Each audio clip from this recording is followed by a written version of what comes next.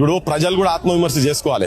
ఈ ఎటుపోతుంటే ప్రజలు కూడా పైసలు తీసుకొని ఓట్లేసు పక్కకు పడేసి నిజాయితీ పరులను ఇప్పుడు గ్రామ పంచాయతీ ఎలక్షన్స్ వస్తున్నాయి. కనీసం వాళ్ళ ఊరుకు మంచి చేసేటువంటి ఒక చదువుకున్న నిజాయితీ పరులు ఉట్టి చదువుకునే అవసరం లేదు. వానికి నిబద్ధత కూడా ఉండాలి, కమిట్మెంట్, ప్రజాసేవ చేయాలనే భావన కూడా ఉండాలి.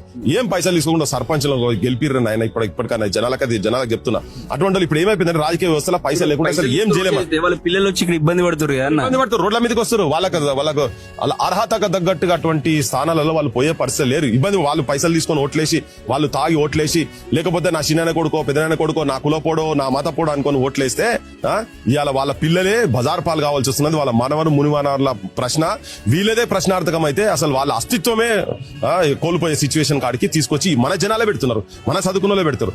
5,000 రూపాయలకు ఒక టీచర్ ఓటటమ్మ నమ్ముడు పోయింది. ఏంది 7 మీరు అమ్మ 3 రోజులు 4 రోజులు కూలి పని చేసి వచ్చే పైసలు అవి చదువు చెప్పి భారతదేశాన్ని భవిష్యత్తు మీ చేతులలో పెడితే మీరు గీ పని